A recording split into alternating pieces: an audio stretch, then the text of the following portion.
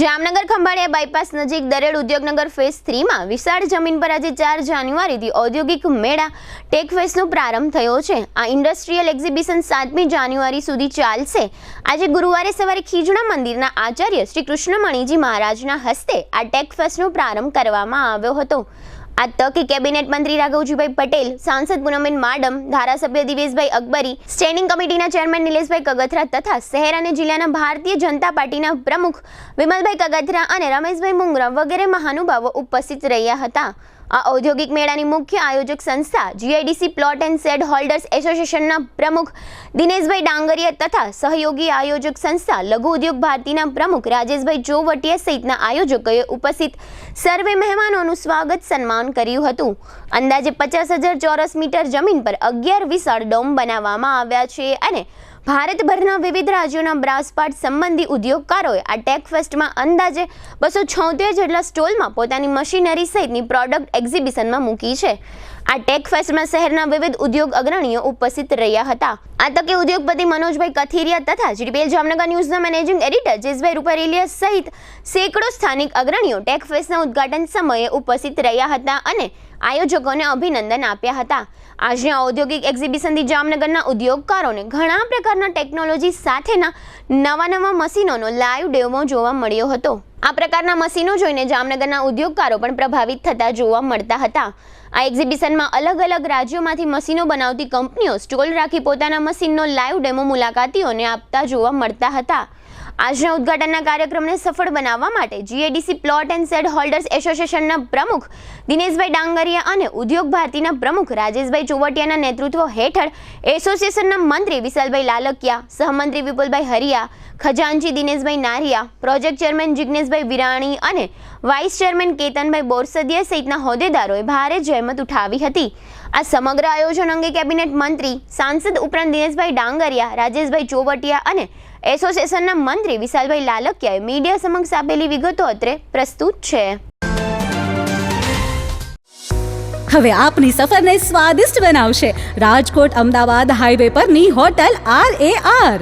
Hotel RAR માં આપને મળશે અસલ દેશી ઢબથી ચૂલામાં પકાવેલી જગાભાઈ ગોપનાથ વાળાની સ્પેશિયલ ગુજરાતી થાળી, પ્યોર પંજાબી થાળી તેમજ બોમ્બે પાઉંભાજી, જય ભવાનીના વડાપાઉં, લખુ બાપાના લાઈવ ઢોકળા, ફેન્સી ઢોસા, શિવ સેન્ડવિચની અનલિમિટેડ સેન્ડવિચ અને વિલિયમ જોન્સના પિઝા।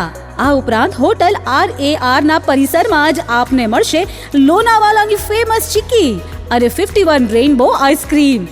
સ્વાદિષ્ટ ભોજન અને ટેસ્ટી નાસ્તા માટેનું એક સ્વાદિષ્ટ સરનામું એટલે hotel RAR, Rajkot Ahmedabad national highway, જૂની મોરવાડ, સાયલાથી 8 કિલોમીટર લીંબડી તરફ, તાલુકો ચુડા, જિલ્લો સુરેન્દ્રનગર।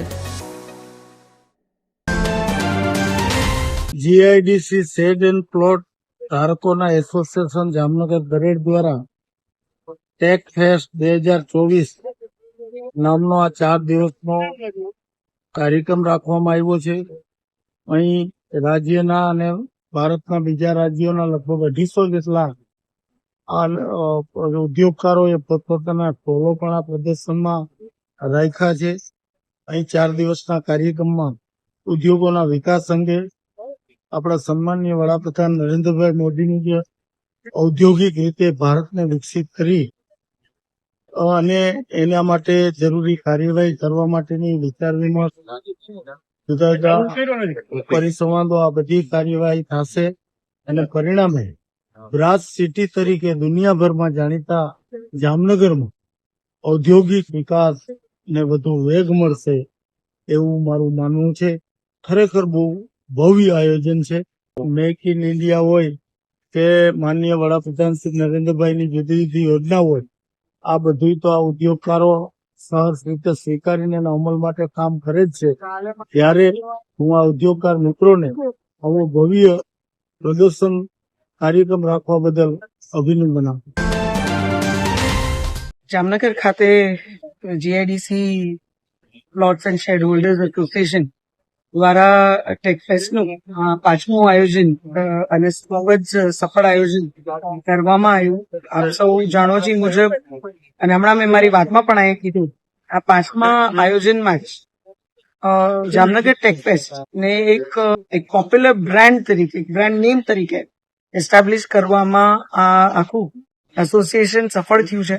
કોન્સ્ટન્ટ મહેનતથી આજે જામનગર બ્રાસ ઉદ્યોગ ને બધા જ ક્ષેત્રોમાં એક ખૂબ સારું રેકગ્નિશન અને પ્રોગ્રેસ તો મળી છે, પણ એની સાથે સાથે આજે બ્રાસ ઉદ્યોગને લાગત આ ટેકફેસ્ટને પણ એટલી જ નામના અને એક ઓળખ પ્રાપ્ત થઈ છે. હું એવું માનું છું કે ટેકફેસ્ટ આપણા બ્રાસ ઉદ્યોગ માટે પણ એક પ્રોગ્રેસિવ પગલું હોય છે, જ્યાં ટેકનોલોજી, ઇનોવેશન અને આજના સમયની જરૂરિયાત મુજબના તમામ સ્ટોલ્સ, ગ્રાહકો પણ જે આખા વિશ્વમાંથી, દેશમાંથી જે લોકો આવતા હોય છે બાયર્સ, એ લોકો માટે પણ એક જ પ્લેટફોર્મ ઉપર આ બધી માહિતી સાથે સાથે આખું એનું ડિસ્પ્લે ખૂબ સરસ રીતે ક્યાંક પૂરું આ મંચના માધ્યમથી કરવામાં આવે છે. એટલે ખૂબ સુંદર મંચ હું માનું છું પ્રોગ્રેસનો આ ઇન્ડસ્ટ્રી માટે પણ, અને આ ઇન્ડસ્ટ્રી લાગત જેટલા લોકો અહીંયા આવે છે એમના માટે એક સુંદર platform GIDC plot and shed holders association દ્વારા પૂરું પાડવામાં આવે છે. આજે આ 5મા આયોજનમાં પરિસ્થિતિ એવી છે કે આજે આ જગ્યા જ્યાં એ પહેલું આયોજન થયું હતું ને આજ 5મું છે, એ જગ્યા ટૂંકી પડે છે, એટલા પાર્ટિસિપન્ટ્સ આજે અહીંયા ઉપસ્થિત છે. તો એ જ એક ઇન્ડિકેટર છે આ આખા આયોજનના પ્રોગ્રેસનું અને એની સફળતાનું. ત્યારે આ ખૂબ સુંદર પ્લેટફોર્મ અને એક ક્યાંક ઉદાહરણ આપણા ઉદ્યોગકારો પણ આપે છે કે સતત પ્રોગ્રેસ કરવા તત્પર છે, અને એ પ્રોગ્રેસનું જ કારણ છે કે જામનગર અત્યારના સમગ્ર દેશમાં જે એક્સપોર્ટ ઇન્ડિકેટર છે એમાં પણ જામનગરનું મોખરે નામ છે. એનું કારણ માત્ર ને માત્ર સતત મહેનત કરતું આપણા ઉદ્યોગકારો યુનિટ અને આખું એસોસિએશન જે મહેનત કરે છે એનું કારણ એ છે. અત્યારે હું ઉપસ્થિત તમામ કારોબારી સભ્યો અને વિશેષ કરી ભાઈ દિનેશભાઈ ડાંગરિયા, એમની સાથે જોડાયેલી એમની આખી ટીમ, આખા જીઆઈડીસી પ્લોટ અને શેડ હોલ્ડર્સ એસોસિએશન એમના પરિવારને વિશેષ અભિનંદન આપું છું. જામનગર ટેકફેસ્ટ 2024નો આજે શુભારંભ કરવામાં આવ્યો છે. આજની ઓપનિંગ સેરેમનીમાં આપણા ખીલડા મંદિરના પરમ પૂજ્ય કૃષ્ણમણીજી મહારાજ તેમજ આપણા ગુજરાત રાજ્યના કેબિનેટ કક્ષાના કૃષિ મંત્રી શ્રી રાઘવજીભાઈ પટેલ, આપણા લોકલાડીલા સાંસદ શ્રી પૂનમબેન માડમ, આપણા 79ના ધારાસભ્ય શ્રી દિવ્યેશભાઈ અકબરી, તેમજ જામનગર જિલ્લાના ભાજપના પ્રમુખ રમેશભાઈ મુંગરા, શહેર પ્રમુખ વિમલભાઈ કગથરા, આપણા કમિશનર શ્રી DN મોદી સાહેબ, તેમજ ચેમ્બર ઓફ કોમર્સના પ્રમુખ શ્રી ભૂપેન્દ્રસિંહ જાડેજા, લાખાભાઈ ફેક્ટરી ઓનર્સ એસોસિએશનના પ્રમુખ શ્રી, તેમજ આપણા DICના PB પટેલ જનરલ મેનેજર, અને આજે બધા સાથે મળી અને આજની ઓપનિંગ સેરેમનીની અંદર અલગ અલગ સ્ટેટમાંથી જે એક્ઝિબિટરો આવ્યા છે કે જે પાર્ટિસિપેશન છે, દાખલા તરીકે પંજાબ, હરિયાણા, તમિલનાડુ, કર્ણાટક, મહારાષ્ટ્ર, ગુજરાત, રાજસ્થાન, એમ અલગ અલગ સ્ટેટમાંથી જે પાર્ટિસિપેશન આવ્યા છે. અને જામનગર માટે એક સોનેરી તક છે કે અલગ અલગ મશીનરીનું જે લાઈવ ડેમોન્સ્ટ્રેશન કરવામાં આવ્યું છે. જામનગર બ્રાસ ઉદ્યોગને ખરેખર એક આ સોનેરી તક છે કે એક જ જગ્યા ઉપર એને બધી જ મશીનરી લાઈવ જોવા મળશે, લાઈવ ડેમો જોવા મળશે. જેમ આપણે એક્ઝિબિશનમાં જતા હોય તો પૈસા અને ટાઈમનો પણ વ્યય થતો હોય છે, તો એની બદલીમાં ઘર આંગણે બધી વસ્તુ આપણે એકસાથે જોવા મળશે. તો જામનગર બ્રાસ ઉદ્યોગને ખરેખર આ સોનેરી તક છે.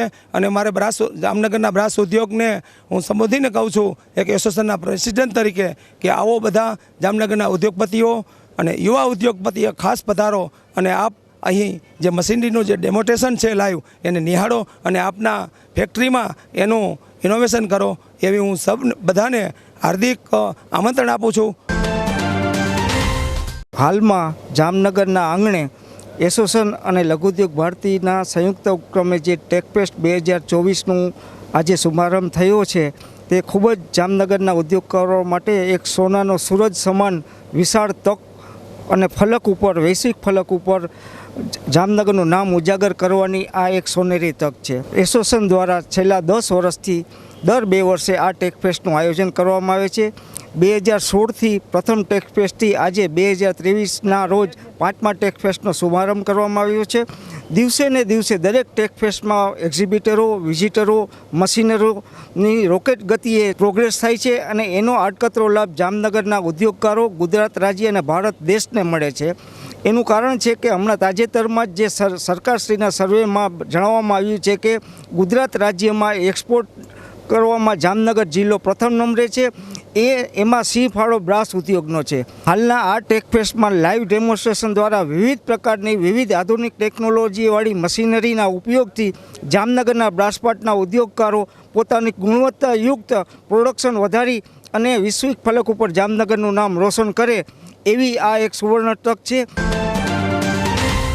આ ટેકફેસ્ટનું જે આયોજન કરવામાં આવ્યું છે એ ટેકફેસ્ટમાં 250 જેટલા જે સ્ટોલ છે તેની અંદર સીએનસી, વીએમસી, ટર્ન મિલ, સ્લાઇડિંગ હેડ અને ફર્નેસને લગતા, કેમિકલને લગતા, બ્લાસ્ટિંગને લગતા, જે બ્રાસ પાર્ટની ફિનિશ પ્રોડક્ટમાં ઉપયોગ થાય છે એને લગતા કેમિકલો તથા એના કમ્પોનન્ટ, ટૂલ્સ આ બધાની વિગતવાર માહિતી મળે છે અને આ બધાના લાઈવ ડેમોન્સ્ટ્રેશન છે. એટલે ઘર આંગણે આ ઉદ્યોગકાર માટે એક સોનેરી તક છે કે આ નિહાળી અને કઈ રીતે પોતાની પ્રોડક્ટને ઝડપથી અને મલ્ટી કમ્પોનન્ટ ઓછા ટાઈમની અંદર વધારે કમ્પોનન્ટ નીકળે અને ટાઈમનું સેવિંગ થાય, કોસ્ટિંગનું સેવિંગ થાય અને એની પ્રોડક્ટને એ એક્સપોર્ટ માર્કેટમાં બીટ કરી શકે એના માટેની આ એક સોનેરી તક છે.